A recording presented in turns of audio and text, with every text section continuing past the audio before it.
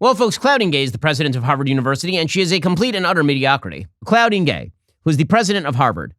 She, of course, has come under fire recently because she went in front of Congress and she made an ass of herself because she was asked whether, in fact, calling for the genocide of Jews was violative of Harvard student policy. The answer is yes, you shouldn't be calling for the genocide of Jews. Now, if she had said, we love free speech here, and then Harvard actually did love free speech, that might be an argument, but they don't love free speech at Harvard. They suck at free speech at Harvard. So what she really meant is, you can call for the genocide of Jews, but pretty much no other group.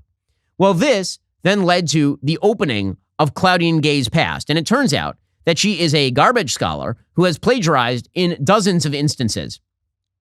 According to the New York Times, Harvard University, in the face of mounting questions over possible plagiarism in the scholarly work of its president, Claudine Gay, said on Wednesday it had found 2 additional instances of insufficient citation in her work.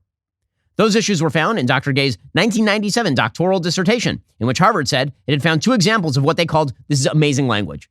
You know what, you ready for some incompetence covering right here? Get ready for this language. It's not plagiarism, folks. It is, quote, duplicative language without appropriate attribution.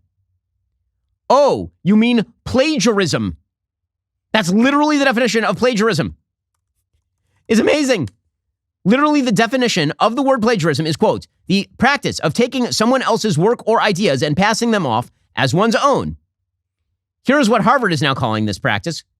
They're now calling this practice, again, the phrase was duplicative language without appropriate attribution. Oh, you mean copying someone's language without citing them, which is stealing their language, which is plagiarism.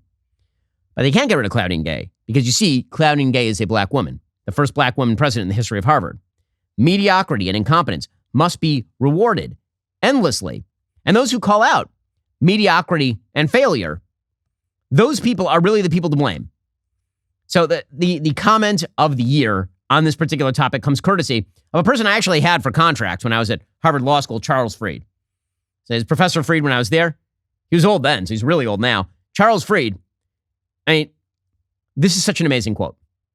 He worked for Reagan. He was a Solicitor General under Reagan, so he was one of the supposed conservatives at the law school, but he was never particularly conservative. He was always middle of the road, politically at best. Here's what he said, quote, it's part of this extreme right-wing attack on elite institutions. The obvious point is to make it look as if there is a woke double standard at elite institutions. And then he says this. Here's the comment, quote, if it came from some other quarter, I might be granting it some credence, but not from these people. That's right. If you point out the incompetence, but you're of the wrong political persuasion, if you're Chris Rufo and you point out the plagiarism, or if you are Aaron Sibarium and you point out the plagiarism, then Charles Fried won't even take it under advisement because, again, the precious must be protected. It is more important to protect your ideological leanings than it is to protect any level of meritocracy. In fact, we've built entire edifices of ideology to excuse incompetence and failure. On both sides, we now find conspiracy theories to undermine the basic idea of merit. Are you struggling with back taxes or unfiled returns? The IRS is escalating collections by adding 20,000 new agents. In these challenging times, your best defense is to use Tax Network USA. With over 14 years of experience, Tax Network USA has saved their clients over $1 billion in back taxes. They specialize in negotiating with the IRS. They aim to reduce your debt significantly. Tax Network USA doesn't just negotiate, they protect your assets from IRS seizures and manage your yearly returns for ongoing compliance. Importantly, they're licensed to help with all state tax issues, regardless of where you live in the United States. If you get behind the 8 ball on your taxes, it can absolutely wreck your life. Don't let that happen. Instead, seize control of your financial future right now. Don't let those tax issues overpower you and wreck you. Contact Tax Network USA for immediate relief and expert guidance. Call 1-800-245-6000 or visit tnusa.com/Shapiro. Turn to Tax Network USA. Find your path to financial peace of mind. That's tnusa.com/Shapiro. Again, tnusa.com/Shapiro or 1-800-245-6000.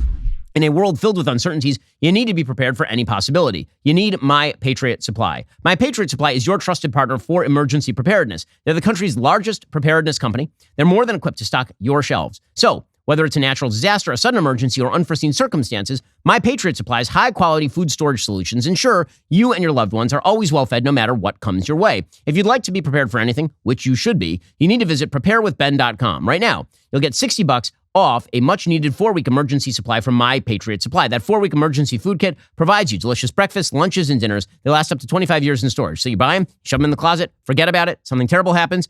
Guess what? You prepared. Good for you. That was a smart thing to do. The kits provide over 2,000 calories every day. They are simple to prepare. You just add water and heat, and then you eat it. If you order by 3 p.m., your food kit will ship fast on the same day with free shipping. Invest in your safety and well-being. Secure your food storage today. Go to preparewithben.com. Start your 4-week emergency supply. Again, go to preparewithben.com right now. That is preparewithben.com right now. On the left, if you're failing, it's because, as stated before, you're victimized by the white oppressors. And this is a prevalent ideology, particularly among young people. 79% of people 18 to 24 agree with that. That if you fail, if you suck at life, that's not because you've made bad decisions. It's because you're being victimized by some evil cadre of people in the back room who are screwing you. On the right, if you are failing, it's also, shockingly, because of a cadre of evil people in the back room who are screwing you. Maybe it's the hedge fund managers. Maybe it's the people who love free markets. And maybe it's people who want to maximize profits instead of, turning this all over to a bunch of government bureaucrats for government subsidization of particular electoral cliques. Understand that the theory of populism, which is effectively speaking that your own failures are not under your own control ever, ever, ever. That's modern populism, at least. Doesn't have to be that way, but that's what it is right now. That theory breeds more incompetence. It makes the world worse. More people fail. And then because more people fail, the beauty is that it's a completely unfalsifiable system in theory. As more people fail, the answer is not, maybe we got this wrong. Maybe we ought to promote merit. It becomes, well, that conspiracy theory, man, that must be true. That conspiracy is so strong. And then, because you believe that conspiracy, you don't get competent at things. And then you fail more. And then you're like, oh, man, every year it's getting worse. Here's the reality. The meritocracy is the great American idea. The meritocracy, the idea that if you work hard and if you are smart and if you make good moral decisions, you will succeed. That is a unique Western, beautiful idea. It is the best idea, maybe the best idea in all of human history. Because what it suggests is that if you make the right decisions, you can create positive externalities for everybody else. See, competence creates great externalities for everybody. It makes the world better for everyone. Elon Musk being competent at building cars makes better cars for you. Elon Musk sucking at building cars would be really bad. And the same thing is true in every single job. It is true in every area of life. We need competence in our government. We need competence in our institutions. If we don't get competence, things are likely to get worse and worse. And then people will blame, ironically, the system and call for more control by people who still have not actually shown any competence in these areas. So what does all this add up to?